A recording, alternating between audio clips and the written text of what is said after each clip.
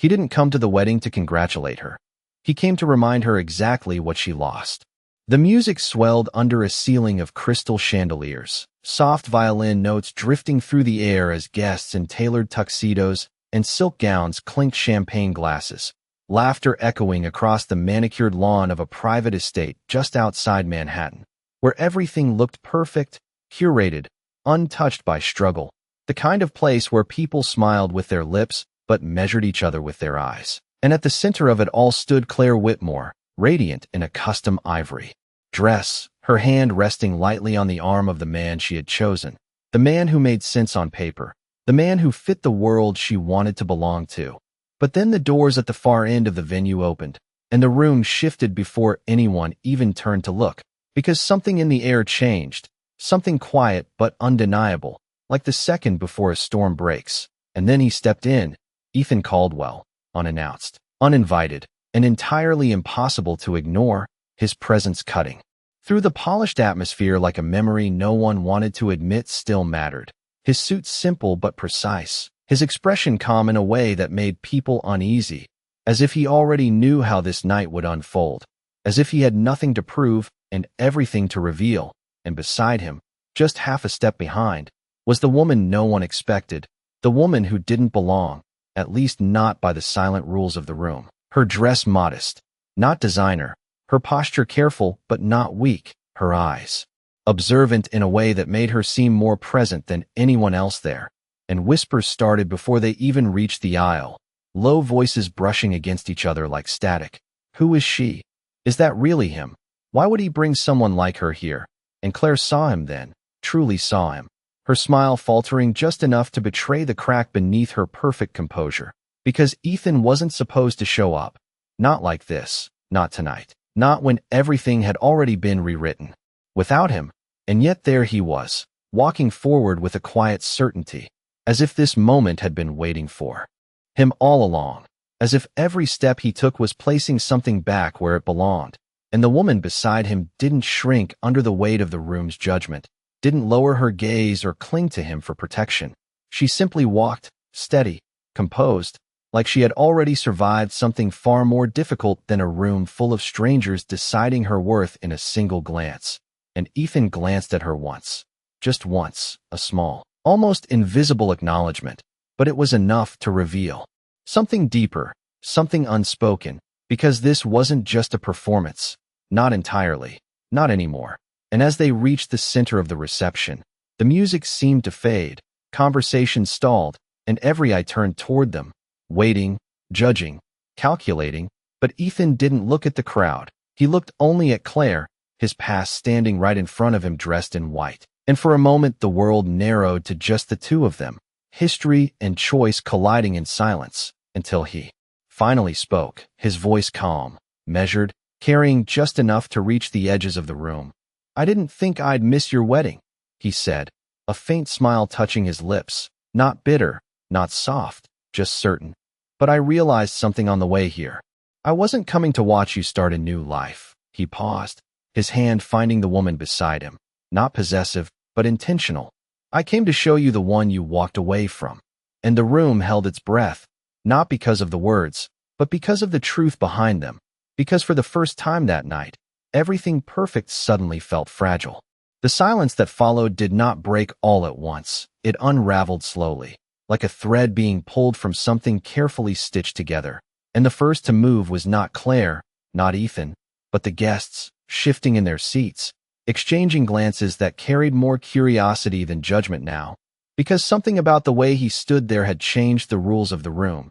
And Claire felt it, that subtle shift, that loss of control she had not anticipated, her fingers tightening slightly around her bouquet as she forced a composed smile back onto her face, the kind she had mastered over years of appearances and expectations. But her eyes betrayed her, flickering once toward the woman at Ethan's side, studying her more closely now, searching for flaws, for reasons to dismiss her, to reduce her to something explainable, manageable. "Ethan," Claire said finally, her voice smooth but thinner than before, "this is unexpected." And the pause before her next words carried weight. "I did not realize you would be attending." Ethan did not respond immediately, and that was deliberate. He let the moment stretch just long enough for everyone to feel it, for every person in that room to lean in without meaning to, before he answered. I was not planning to, he said simply, his tone even, but plans change. And then, instead of looking back at Claire, he turned slightly toward the woman beside him, as if recalibrating the center of his world in front of everyone watching. This is Lily, he added, not loudly, but with clarity that cut through the quiet, and the introduction was simple, almost understated, but it landed heavier than any grand declaration could have, because he did not explain her, did not justify her presence. He simply named her, and in that act, gave her a place in a room that had already decided she did not belong. Lily felt the weight of every gaze, felt the silent questions pressing in from every direction, but she did not retreat, did not shrink into the edges the way she had learned to do in other spaces, because something about the way Ethan had said her name anchored her, steadied her, and she lifted her chin just slightly, enough to meet the room instead of avoiding it. It is a beautiful ceremony, she said, her voice soft but steady, not directed at anyone in particular, and yet heard by all. And it was such a simple sentence, so neutral, so polite, that it disarmed the tension for a brief second, long enough for confusion to replace judgment, because that was not how someone like her was expected to speak. Not here, not in a place where people were defined before they ever opened their mouths. Claire's smile tightened, the edges of it sharpening as she took a step forward, reclaiming the center of attention. Thank you, she replied, her tone now edged with something colder, something more controlled. We worked very hard to make it perfect. Her gaze shifted deliberately to Lily's dress, then back to her face, a silent comparison woven into the look. I hope you feel comfortable. The word lingered, stretched just enough to carry its implication, and for a moment, the room seemed to wait for Lily to falter, to confirm what they already believed. But Lily only nodded once, calm, almost thoughtful. Comfort does not always come from where you are, she said gently. Sometimes it comes from who you stand beside. And it was not a challenge, not an attack, but it landed with precision, subtle and undeniable. And for the first time, a few heads turned not toward Claire, but toward Ethan, reevaluating him, reevaluating the situation entirely, because this was no longer just a spectacle, it was something else, something quieter but far more powerful, and Ethan felt it too. That shift, that moment where control was no longer about dominance, but about truth, and he let out a slow breath, not of tension, but of recognition, because this night was no longer about proving anything to Claire. It was about something he had not expected when he walked through those doors, something that had started long before the wedding, on a cold sidewalk where no one was watching, where there were no chandeliers, no tailored suits, just a woman sitting on the edge of a broken curb with her hands wrapped around a paper cup that had long gone empty, her eyes distant but not defeated, and he had stopped without knowing why, just long enough to hear her say to a stranger passing by, "You do not have to give me anything. Just do not look at me like I am invisible." And something about that sentence had stayed with him, followed him, unsettled him in a way he could not ignore, because for the first time in a long time, he had recognized something real, something unfiltered, and now, standing in a room built on appearances, that same presence stood beside him, steady and undeniable, and Claire saw it too, even if she could not name it, that this was no longer a situation she could control, and the realization settled in her expression like a crack beneath glass, barely visible, but impossible to ignore. The music resumed, softer this time, as if even the orchestra sensed the shift in the room, but the celebration no longer felt effortless. It felt observed, measured, like every movement carried meaning now, and Ethan could feel the weight of the past pressing in from every direction, not as regret, but as memory, because standing there across from Claire, he was no longer the man she had once dismissed, and yet the echo of who he had been still lingered in the space between them. "You always did have a sense for timing," Claire said, her tone light enough to pass as a joke, but her eyes searching his face for something she could still recognize, something familiar she could hold on to, showing up right when everything is finally settled. Ethan tilted his head slightly, considering her words, and there was a moment where it almost felt like the two of them were alone again, like the years in between had folded in on themselves. "Is it settled?" he asked quietly, not confrontational, just curious. And that question, simple as it was, landed harder than any accusation could have, because it was not about the wedding, not really. It was about the choices that led to it, the things left unsaid, the version of him she had walked away from. And Claire's smile held, but only just. "Of course it is," she replied, a little too quickly. "This is exactly where I am supposed to be." And for a second, her voice carried conviction, but it did not quite reach her eyes, and Ethan noticed.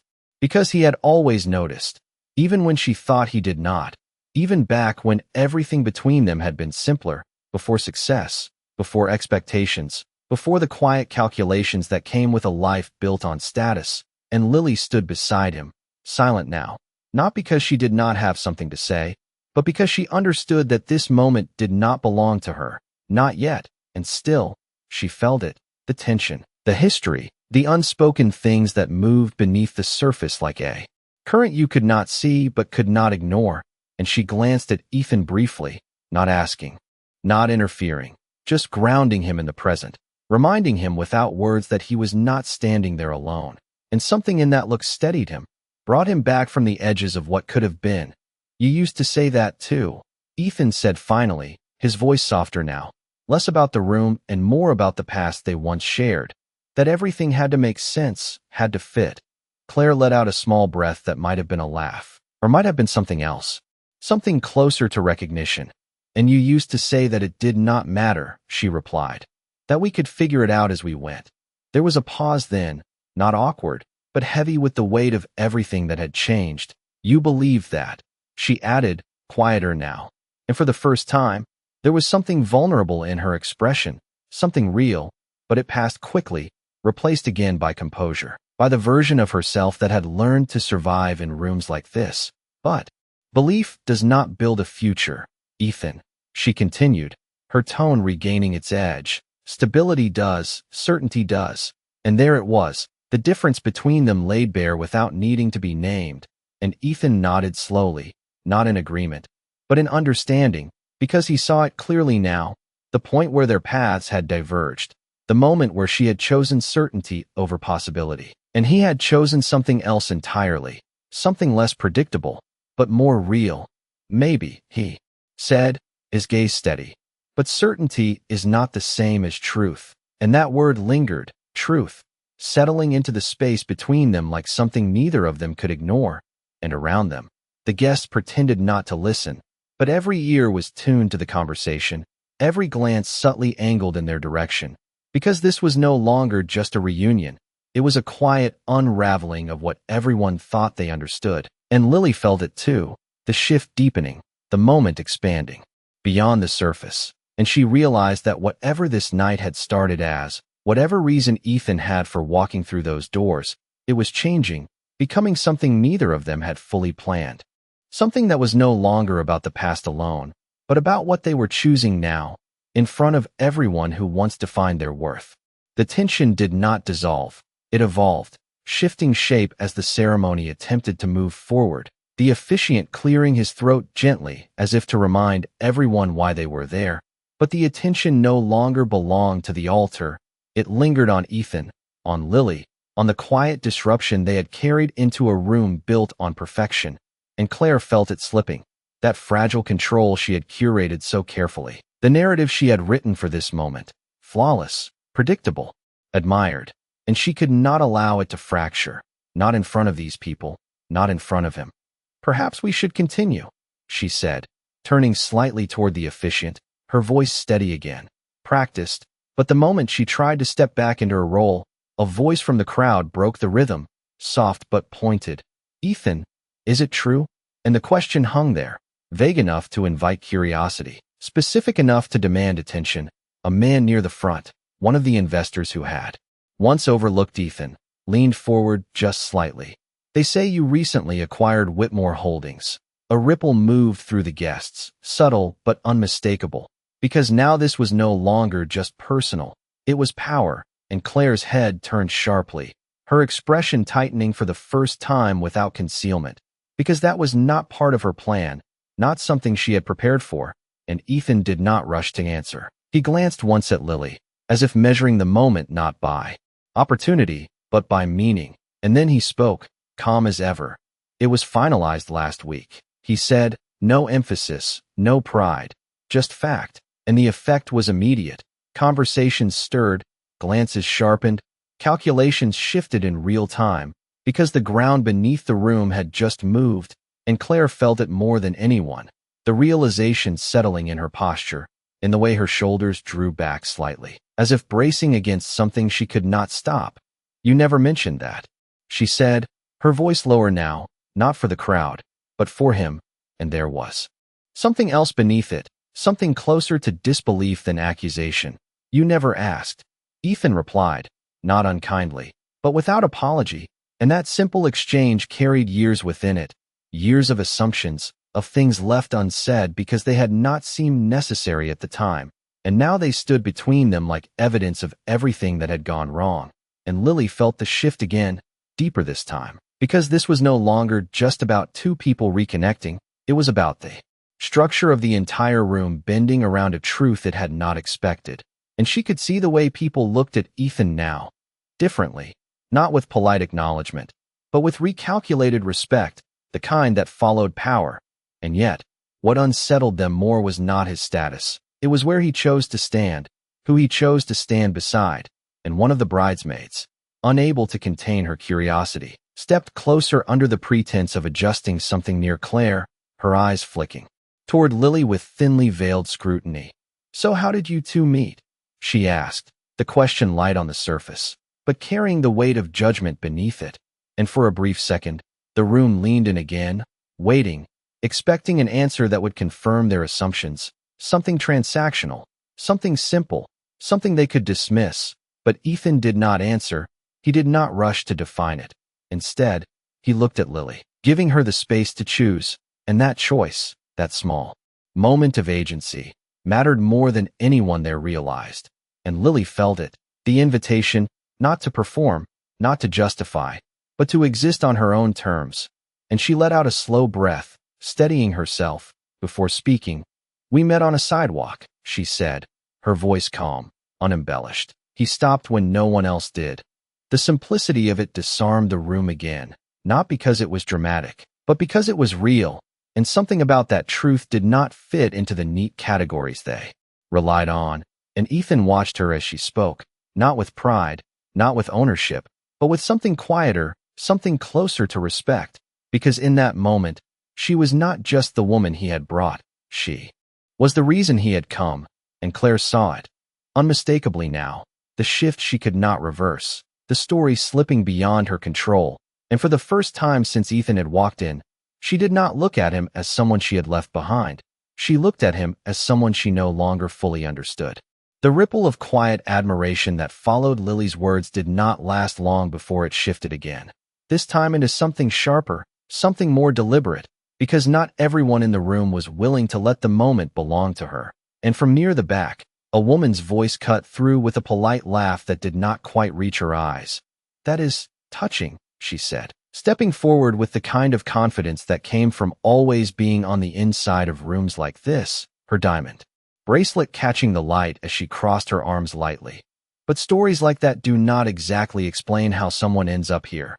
The emphasis was subtle but unmistakable, and a few guests nodded quietly, relieved to return to familiar ground, to logic they understood, and Claire exhaled slowly, almost imperceptibly, as if regaining a foothold, because this she could work with. This was a narrative she knew how to control. It is a fair question, she added, her tone composed again, though softer now, more measured. This is not exactly an ordinary setting. Her gaze moved to Lily once more, not openly hostile, but carefully evaluative, as if deciding where to place her in the hierarchy she had always relied on. And Lily felt it, the shift from curiosity to quiet interrogation, the kind she had faced before in different forms, in different places, when people tried to define her by what they saw instead of what they did not understand. And for a moment, the memory flickered through her, nights spent sitting on cold concrete, people passing by without a glance, or worse, with a look that reduced her to something less than human. And yet, standing here now, surrounded by polished voices and measured smiles. It felt strangely familiar, just dressed differently. And she could have stepped back, could have let Ethan speak for her, could have disappeared into the shadow. They expected her to occupy, but she did not, because something in her had shifted too. Something that refused to be quiet simply because the room demanded it. "You are right," she said gently, her voice steady but carrying farther than she intended. "It is not ordinary." She paused, just long enough for the room to listen, not react. "But neither is kindness." And that word lingered again. Kindness, soft but undeniable, cutting through the polished logic of the space like something they could not quantify. And a subtle tension followed, not explosive, not dramatic, but present, because what she offered did not fit into the expectations they had prepared. And Ethan watched her closely, not stepping in, not interrupting, because he understood now that what mattered was not protecting her from the room, but allowing her to stand within it on her own terms. And that realization changed something in him too, because this was no longer about making a statement to Claire or proving anything to anyone else. It was about recognizing the person beside him in a way he had not expected when this night began. And the same investor who had spoken earlier shifted again, his interest no longer casual but engaged. "Kindness does not usually come with a seat at a wedding like this," he said, not dismissive, but probing. And this time, Ethan did respond, his voice calm but firmer than before. "Maybe it should," he said, and there was no edge to it, no challenge, just a quiet certainty that carried its own weight. And a few glances were exchanged again, not as dismissive as before, not as certain, because the dynamic had changed in a way no one had predicted. And Claire felt it slipping again, more noticeably this time.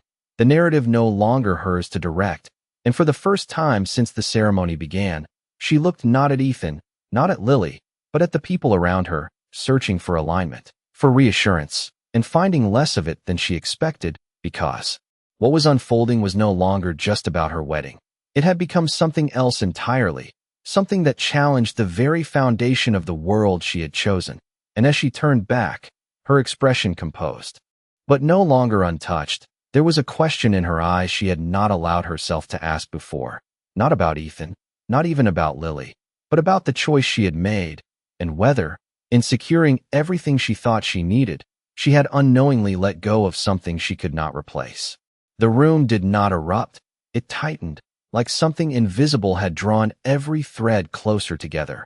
And the air felt heavier now, no longer filled with polite celebration, but with something far more fragile, something that could break if pushed too far.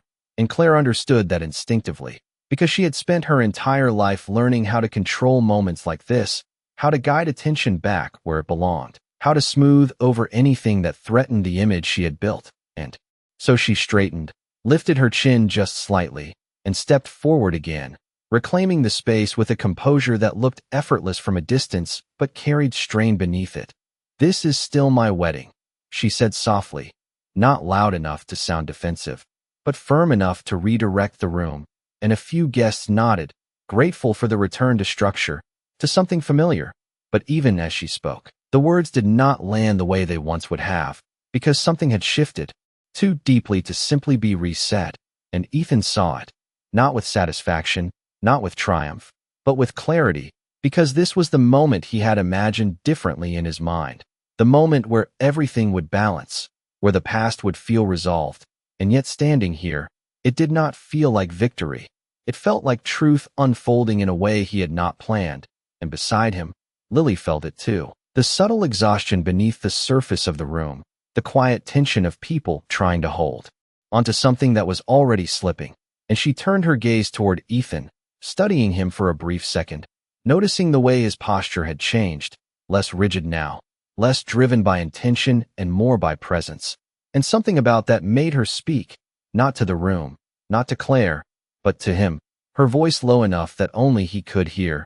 "You do not have to prove anything," she said, simple, steady. And those words landed differently than anything else that had been said that night, because they were not about power or status or perception. They were about release. And Ethan let out a breath he did not realize he had been holding, his shoulders easing just slightly, because for the first time since he had walked through those doors, he understood that she was right. that whatever reason had brought him here, it had already changed. And Claire noticed that too, that shift in him.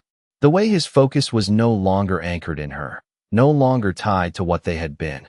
And that realization unsettled her more than anything else, because it meant she was no longer at the center of the story she had once shared with him.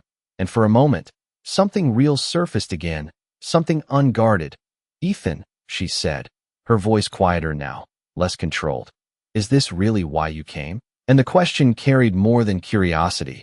It carried the weight of everything she had not asked, returned to, and around them. The room shifted again, quieter now, less reactive, because what they were witnessing was no longer conflict. It was resolution, unfolding in a way no one had expected, and Lily stood there, steady, present, not as an outsider anymore, but as someone who had altered the course of the night simply by being exactly who she was. And in that moment, the question was no longer why she was there, but why it had taken everyone else so long to see her. For a brief moment, it felt like the night might finally settle, like the tension had reached its peak and would now dissolve into something quieter, something more manageable. But not everyone in the room was ready to let it end that way, because for some, control did not come from understanding. It came from exposing, and the woman with the diamond bracelet stepped forward again, her smile returning, but this time sharper, more deliberate. "That is a very touching story," she said, her voice smooth, drawing attention back toward herself.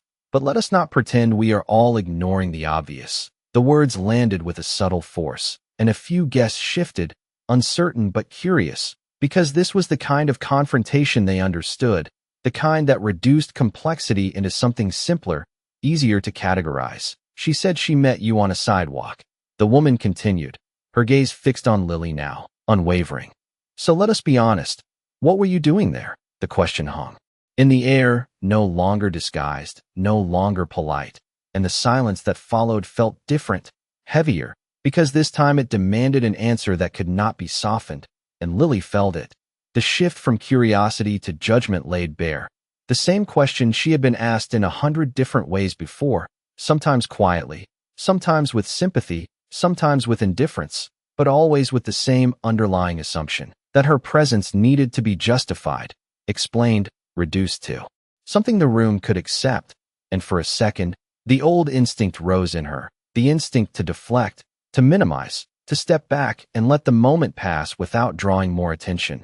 But then she felt Ethan's hand shift, slightly beside her, not gripping, not guiding, just present, and it grounded her in a way she had not expected. And she lifted her gaze, meeting the woman's eyes directly, not with defiance, but with something steadier, something quieter.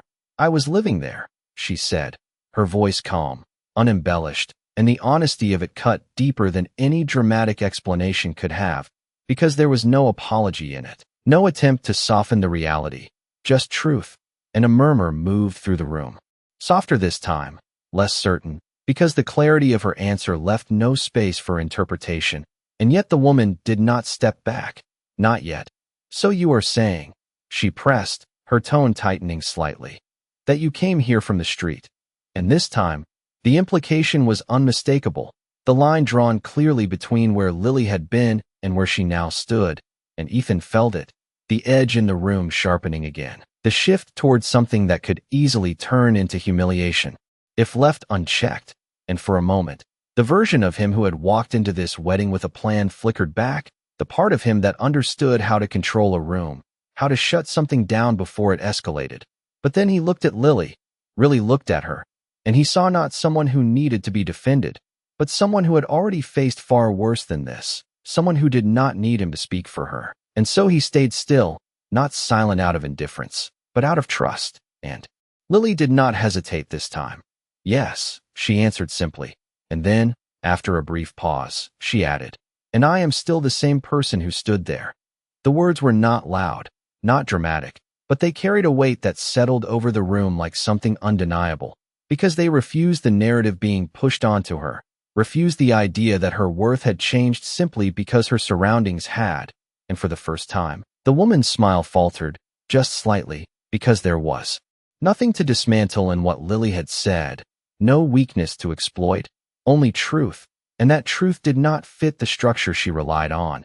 and around them, the guests shifted again, but differently now, not leaning toward judgment, but toward reflection, because the simplicity of Lily's words had disrupted something deeper than the surface of the conversation, and Ethan felt it too.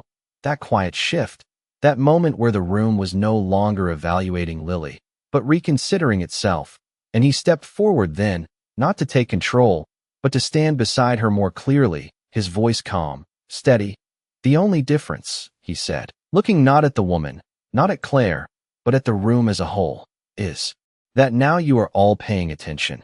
And that was the moment everything changed, not with noise, not with confrontation, but with a quiet realization that no one in that room could ignore, because for the first time that night, the question was no longer about where Lily came from, but about why it had taken so long for anyone to see her at all. The silence that followed Ethan's words did not feel uncomfortable anymore. It felt heavy with realization, like something invisible had been pulled into the light and could no longer be ignored. And for the first time that evening, no one rushed to fill it. No one laughed it off or redirected the conversation, because there was nothing left to dismiss, nothing left to reduce into something easier. And Claire stood there at the center of it all, her perfect moment no longer untouched, her carefully built world no longer unquestioned, and slowly, almost imperceptibly, she lowered her bouquet just a fraction, her grip loosening as she looked at Lily again, but this time not with evaluation, not with quiet judgment, but with something closer to recognition, as if she were seeing her not as a disruption, but as a mirror reflecting something she had not wanted to confront. And when she finally spoke, her voice had changed, softer now, stripped of the sharp edges it carried before. "You are not what I expected," she admitted, and it was not an insult, not even a defense, just a statement that held more weight than anything she had said earlier. And Lily met her gaze without hesitation, her expression calm, grounded.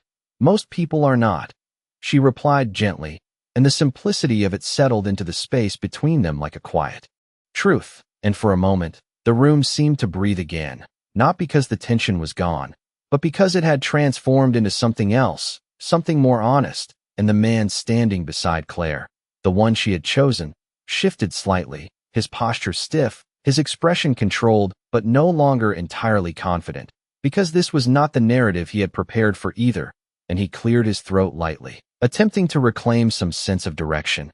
"Perhaps we should continue," he said, glancing toward the officiant. But his voice did not carry the same authority it might have earlier, because the focus of the room had shifted too far, too deeply, and even the officiant hesitated, sensing that something more important than ceremony had just unfolded. And Ethan watched it all quietly, not with satisfaction, not with triumph, but with a kind of clarity that felt almost unfamiliar, because this moment was no longer about proving anything, not to Claire, not to the room, not even to himself. And he turned slightly toward Lily, his voice low but certain, meant only for her. "We can leave," he said, and there was no urgency in it, no pressure, just an option, a choice placed gently in her hands. And Lily looked at him for a second, considering, not the room, not the people, but what she wanted, what felt right in a moment that had already changed more than she expected. And then she shook her head softly, a small, almost imperceptible gesture. "Not yet," she said. And there was something in her tone that carried quiet strength, not defiance, not resistance, but presence. And Ethan nodded once, understanding without needing more, because whatever this night had started as, it had become something they were now facing together, not as a performance, not as a statement, but as something real. And Claire watched that exchange, the ease of it, the quiet understanding. And something in her expression shifted again, not breaking, but settling, as if a question she had been holding on to no longer needed to be answered. And slowly, she turned back toward the officiant, lifting her bouquet again, but not as tightly as before. And when she spoke, her voice was steady, but different, less about perfection and more about acceptance. "We can continue," she said, and the ceremony resumed, the words spoken, the vows exchanged. But the atmosphere had changed in a way that could not be undone, because now every person in that room understood something they had not when the night began, that status could be arranged, appearances could be perfected, but truth, once seen, could not be unseen. And as the final words of the ceremony were spoken, as applause rose, and glasses lifted again, the focus did not fully return to where it had started. It lingered, quietly, on the two people standing slightly apart from it all, not at the center of the celebration, but somehow at the center of its meaning, and for the first time, that did not feel out of place. The applause rose again, louder this time, as if the room needed to convince itself that everything was back on track, that the ceremony had unfolded exactly as it should. But beneath the clinking glasses and polite smiles, something quieter lingered, something that could not be undone, and as guests began to move, forming small circles of conversation and laughter, Ethan stepped back slightly from the center of it all, his gaze drifting not toward the newly married couple, but toward Lily, who stood beside him with the same calm presence she had carried from the moment she walked in, and for a second, neither of them spoke, because words were no longer necessary to explain what had changed. And then Ethan let out a small breath, almost a quiet laugh, not from humor, but from release. "This is not how I thought tonight would go," he admitted, his voice low, honest in a way that felt different from before, and Lily glanced at him, a faint smile touching her lips, not surprised, not overwhelmed, just present. "Most things are not," she replied, and there was something in that exchange that felt complete, not like an ending, but like the beginning of something neither of them had planned. And for a moment, Ethan studied her, really studied her, not as the woman he had asked to stand beside him for a night, not as a statement or a decision, but as herself. And he realized that somewhere between the sidewalk and this moment, the reason he had brought her here had quietly disappeared, replaced by something far more real, something that did not need an audience to exist. And across the room, Claire watched them, not with regret exactly, not with longing, but with understanding, the kind that comes too late to change anything, but just in time to accept it. And she turned back to her new husband, her posture steady again, but no longer as rigid, as if she had let go of something she had been holding on to without realizing it. And in that release, there was a kind of quiet peace, even if it was not the kind she had imagined. And as the evening carried on, the lights glowing warmer against the darkening sky, the laughter growing more natural again, Ethan took a small step toward Lily, his voice soft but certain. "Come with me," he said, not as a command, not as a request, but as an invitation. And Lily hesitated for just a second, not out of doubt, but out of awareness, because this moment mattered in a way the others had not. And then she nodded, once, steady, and they moved together, not toward the center of the celebration, but away from it, toward the edge of the garden where the noise softened and the air felt clearer. And when they stopped, the music distant now, Ethan turned to her, no longer carrying the weight of the room, no longer performing any role but his own. "I asked you to come here to prove something," he said, his voice quieter than before, but more certain.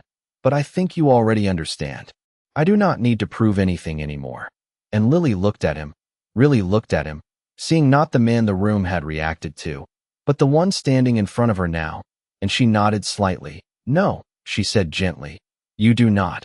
And the silence that followed was not empty. It was full, filled with everything that had been said without words, everything that had shifted without force. And Ethan took a breath, steady, grounding. "Stay," he said then. And it was simple, just one word, but it carried more meaning than anything else he had said that night. Not as a deal, not as a favor, not as an arrangement, but as a choice. And Lily felt it. The difference, the absence of expectation, the presence of something real. And for the first time, she allowed herself to consider what that might mean. Not where she had been, not where she was standing now, but where she could go from here. And slowly, without hesitation, she nodded. "I will," she said. And in that moment, there was no applause, no audience, no spectacle. Just two people standing at the edge of something new, something chosen, something real. And somewhere behind them, the celebration continued, but it no longer defined the night, because the most important part of the story had already unfolded, quietly, in the space where truth had finally been seen.